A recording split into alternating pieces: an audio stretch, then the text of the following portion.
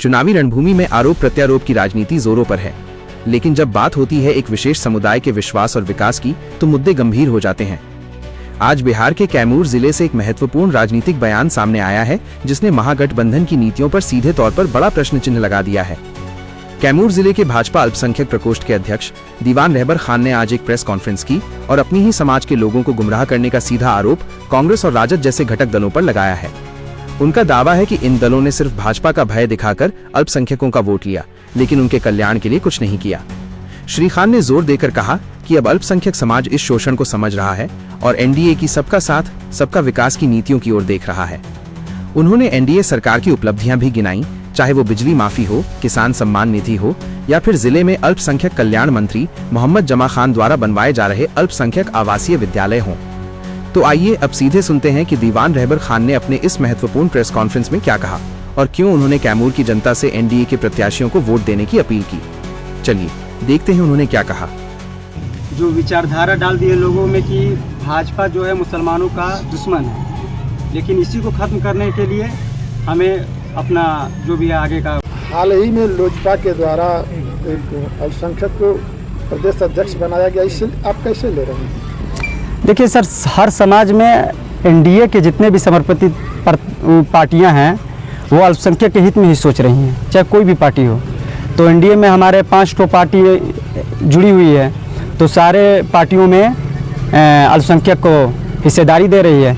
और रही बात इसकी, वो देख लीजिए प्रत्याशी का सूची, जैसे कि मुसलमानों के रहनुमा बनती हैं अदर पार्टियां, उनसे तो बेहतर ही एनडीए के दिए हैं प्रत्याशी।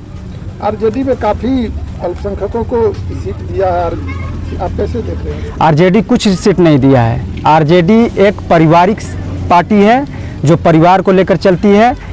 मुसलमानों का अगर रहनुमा बन रही है वो पार्टी, तो वैशाली ज़िले में मुसलमानों को भगाया जा रहा है, कहा जा रहा है कि आप वोट नहीं देंगे तो पाकिस्तान चले जाइए। कितने बार ये लोग खड़ा हुए हैं और कितने बार उनसे सवाल किए हैं। वैशाली ज़िले का हम अपने वीडियो में दिखा दे रहे हैं आपको। देखिए, हम कह रहे हैं कि आप मुसलमानों की हितैषी हैं, तो आप मुसलमानों के लिए खड़ा रहिए। सिर्फ वोट लेने के लिए आप मुसलमानों के लिए, भाजपा मुसलमानों की दुश्मन है, हम मान ले रहे हैं उस बात को, लेकिन आप अगर उसके हैं तो आप उसके लिए खड़ा रहिए ना।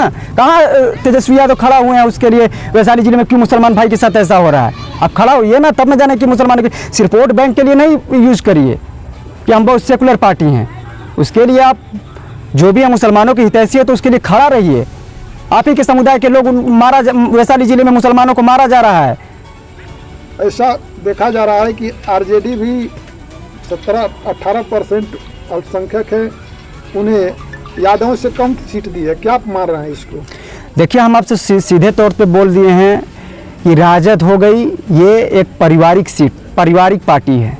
इनमें ये रहेगा, इनका बेटा ही मुख्यमंत्री बनेगा। पहली बात ये, मतलब किसी भी राष्ट्र के जब जो भी हो कार्यकर्ता को नहीं है, कार्यकर्ताओं की पार्टी नहीं है राजद।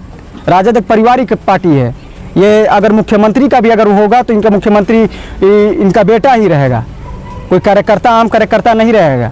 आपके कहने का मतलब आप क्षेत्र में विकास के मुद्दे पे हम लोग चुनाव लड़ रहे हैं और हम लोग की सरकार बनेगी एनडीए की। अपने समुदाय का वोट बीजेपी को आप विकास के मुद्दा पर दिलाएं? जी जी, एकदम हमारे समुदाय के लोग साथ हैं बीजेपी के।